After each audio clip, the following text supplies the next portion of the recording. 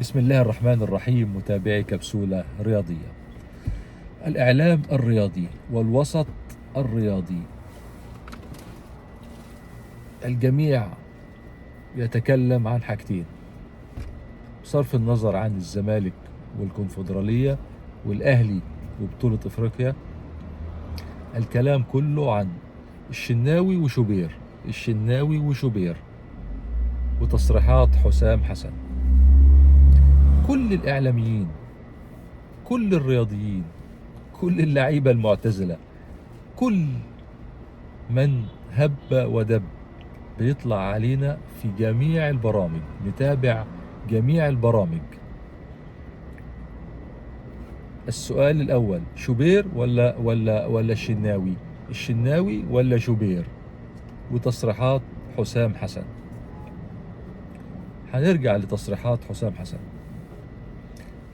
في الآخر قال لك السكواد اللي الكابتن حسام حسن اختاره 60 لاعب، اختار 60 لاعب، وانفراد للقنوات وانفراد للإعلاميين وانفراد للبرامج بالسكواد 60 لاعب. أنا من هنا وقبل المباراة بأسابيع بنفرد بالتشكيل وليس بالسكواد اللي مكون من 60 لاعب. التشكيل: أولا بتمنى الكابتن حسام حسن يلعب بطريقة 4-2-3-1 ويبعد عن طريقة 4-3-3. وزي ما اتكلمت قبل كده إن الطريقة دي والمدربين الأجانب بيحاولوا يطبقوها في المنتخب وفشلت. طيب، الأربعة محفوظين ومعروفين، وأتحدى أي حد يقول غير كده، بافتراض إن شاء الله إن مفيش إصابات. حارس المرمى هنجيله بعدين. باك يمين محمد هاني، سرد باكين محمد عبد المنعم، رامي ربيعة، اللي هو الثلاثي الأهلي. لو علي معلول مصري كنا هنحط علي معلول. طب باك الشمال مين؟ مفيش غير فتوح باك شمال، وأتحدى حد يقول إن في باك شمال في مصر حاليا مسمع أو يقدر يلعب منتخب مصر غير فتوح. مين ممكن يكون بديل أو للظروف؟ عمر كمال عبد الواحد، وهو مش أشول، ولو لعب باك شمال يبقى مضطرين إليه. طب محمد حمدي موقوف مباراة بوركينا فاسو، خلاص، لأن أنا هربط التشكيل ده باللي اتكلموا على تصريحات حسام حسن. لازم حسام حسن يلعب باتنين ديفندر. ليه؟ هتقول لي ليه وانت بتلعب على أرضك وفي مصر وعايز تهاجم؟ علشان الناحية اليمين واحد يقفل على صلاح، لأن صلاح ما بيرجعش يدافع. مين الاتنين الديفندر؟ مروان عطية وأكرم توفيق. دول أفضل اتنين حاليا يلعبوا في هذا المركز. واحد هيقول لي دونجا موجود وكذا وكذا، مش متجانس في الفترة الحالية، عايز مباريات كتير يلعبها مع المنتخب عشان يبقى فيه تجانس. طيب، يبقى 4-2-3-1. مين التلاتة؟ التلاتة هم صلاح يمين، تريزيجيه شمال، وإمام عاشور التالت. يلعب طبعا 8 يسار. مين الواحد الراس الحربة؟ مصطفى محمد. هذا التشكيل اللي حسام حسن، وقدام حسام حسن مش هيقدر يلعب غير باللاعيبة دول اللي موجودين. نيجي لحراسة المرمى. حراسة المرمى الشناوي لو سليم وكابتن وبخبراته يقف. طب لو وقف الشناوي ولا قدر الله ان هو ما لعبش اي مباريات قبل كده في الفترة الحالية، وحصل اي حاجة في المباراة، هيحمله حسام حسن الموضوع، يقول له ازاي انت تلعب الشناوي وهو ما لعبش اي مباراة ودية ولا اي مباراة رسمية قبل ما تدفع بيه في المنتخب. طب مين البديل اللي ممكن يوقفه؟ مصطفى شوبير. لان احمد الشناوي مصاب، محمد صبحي مش في حالته، عواد معلش مش كفء 100% انه يقف، المهدي سليمان ما لا اعتقد. هذا ال 11 لاعب بالاحتياطي كمان. اقدر اقول لك بالاحتياطي مين اللي ممكن يكون بديل ويقدر ينزل.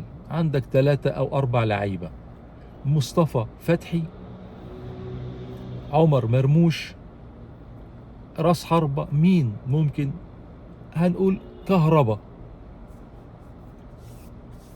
هذا السكواد اللي مسموح لحسام حسن انه يلعب بيه. ليه؟ نقطة ثالثة: لو حسام حسن عايز يهاجم ويلعب بديفندر واحد اللي هو مروان عطية، ممكن يحط زيزو يمين وإمام عاشور ناحية الشمال. ده مفترض انه ممكن يلعب بهذه الطريقة. هذا المسموح قدام المدير الفني من الكرة المصرية ومن جميع أندية مصر، لأن لعيبة الأهلي لعبت إفريقيا وبتلعب في الدوري. لعيبة الزمالك المتاح حاليا مين؟ زيزو، دونجا، فتوح. مين تاني؟ بيراميدز في رمضان صبحي ما لعبش ولا ماتش ولا مباراة مع المجموعة دي بقاله فترة كبيرة. قفشة ممكن يكون خيار برغم ان هو بيلعبش حاليا مع النادي الاهلي غير 10 أو ربع ساعة. يبقى اتكلمنا في 15-16 لاعب اللي هم متاح حاليا لمنتخب مصر، وتشكيل المباراة مش هيخرج عن اللعيبة اللي انا ذكرتها. ارجع بقى لتصريحات حسام حسن اللي الجميع قطع فيه واتكلم ان ازاي يقول ان الدوري المصري لا يفرز لاعبين، او ان انا مش شايف لاعبين على مستوى ان يمثل منتخب مصر. هقول لك ليه حسام حسن بيقول كده. هو معاه 60 لاعب حاليا سكواد مختارهم بعينه في من الأندية. طب قول لي 11 لاعب يقدر حسام حسن في خلال 3 أيام يقدر يعملهم ويعمل بينهم تجانس وتفاهم ويحفظهم خطط وينزل بيهم في مباراة رسمية مصيرية مع بوركينا فاسو. أنا أقدر أحط لك 4-5 تشكيلات. هل تنجح؟ محمد الشامي حسام حسن شافه، محمد عاطف شافه، عبد الرحمن مجدي كويس ولعيب هيجي منه، محمد إبراهيم ممكن، في لعيبة كتير مدافعين في بيراميدز ومدافعين في سيراميكا ولاعيبة خط وسط. لكن مين مدرب لو أنشيلوتي نفسه جه ما يقدر يجمع من دول 11 في خلال 3 أيام وينزل يلعب مباراة؟ يا جماعة كل اللي بيحللوا وكل اللي بيتكلموا كل اللي قطعوا في حسام حسن وازاي يتكلم، الراجل بيتكلم في مشاكل وعيوب الكرة المصرية، لانه على اللونج تيرم عايز يوضع خطط ويعمل سيستم ويعمل نظام علشان لما اعمل تجمعات للمنتخب فيما بعد، مباريات ودية فيما بعد، اعمل تجانس بين اللعيبة، احفظ اللعيبة الخطط، افهمهم طريقة لعبي ازاي. ده كله ده عايز وقت وعايز مباريات ودية كتير وعايز مباريات رسمية مع مستويات قليلة وبعدين مستويات اعلى. بيتكلم في هذا الكلام انه راجل عايز يلعب بعد كده بطولة افريقيا، وبعد كده ان شاء الله لما يدخل كاس العالم. لازم الدوري بتاعنا يا جماعة يتصلح، لازم الملاعب تتصلح، لازم الجمهور يدخل، لازم المخرجين والفار والحكام واتحاد الكورة كل المنظومة دي لازم تتصلح، علشان لازم عندنا دوري مستمر، دوري منتظم. يعني ايه يا جماعة لاعب فريق لعب 23 ماتش ولعب والنادي لعب 8 مباريات اسمه دوري ازاي؟ فين التنافس؟ الدوري الانجليزي الارسنال، والناحيه الثانيه السيتي بيلعبوا، ده مباراه وده مباراه، خلاص الجدول منتظم. عدد المباريات هنا نفس عدد المباريات هنا، كانوا بيتنافسوا على مين بطل الدوري، ولو ده كسب ولو ده كسب. السيتي طبعا اخذ الدوري. اتحدى جوارديولا لو جيت قلت له خد 60 لاعب اللي اختارهم حسام حسن، وفي خلال 3 ايام اعمل لي تشكيل 11 لاعب عشان هنلعب مباراة رسمية، هيقول لك يا عم انتوا مجانين. وده جوارديولا.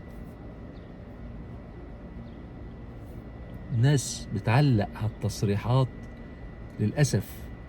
لميس الحديدي، هنا حتحوت، شوبير، سيف زاهر، كل محمد فاروق، رضا عبد العال، كله. واللي شايل كده من حسام حسن يعني يقول لك احنا مساندين لحسام حسن، بس المفروض ما يقولش هذا الكلام.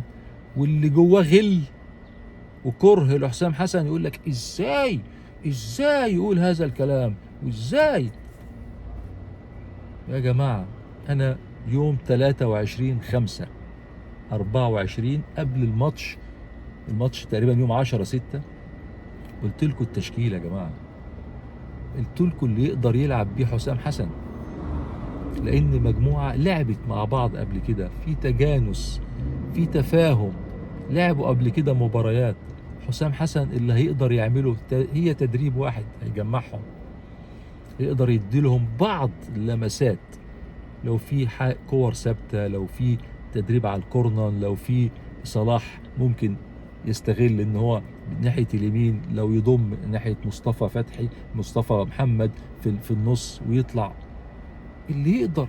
دي الجمل وبعض الجمل التكتيكيه اللي هيتكلم عليها حسام حسن، ونقط ضعف بوركينا فاسو. الكل يقول لك ما هي التجمعات كده، المباريات الدولية كده، انت ليه لما انت بتقول ان اللعيبة بتاع مصر ما فيش لعيبة، ليه وافقت ان انت تدرب منتخب مصر، ليه مش عارف ايه، وانت في الاستوديو التحليلي كنت بتقول عندنا لعيبة، الوقت بتقول ما عندناش لعيبة. الراجل ما قالش هذا الكلام، في لعيبة وفي خامات، لكن علشان يلعبوا 11 لاعب في الدوري في فريق، المدرب بيقعد طول السيزون يدربهم ويحفظهم ويغير ويبدل علشان يثبت تشكيل يقدر يلعب بيه، غير فترة اعداد بدني وفترة اعداد تكتيكي وفترة اعداد خططي. لكن ده مدرب منتخب 3 ايام، الراجل طلب 4 ايام زيادة او 5 ايام زيادة، او الدنيا اتقلبت. لان يا جماعة ده مدرب جديد. فيتوريا ما هو قعد سنة ولا سنتين ولا 3 يجرب بلاش. مدحت شلبي يقول لك كيروش طلع عبد المنعم، ازاي انت مش عارف تطلع لعيب؟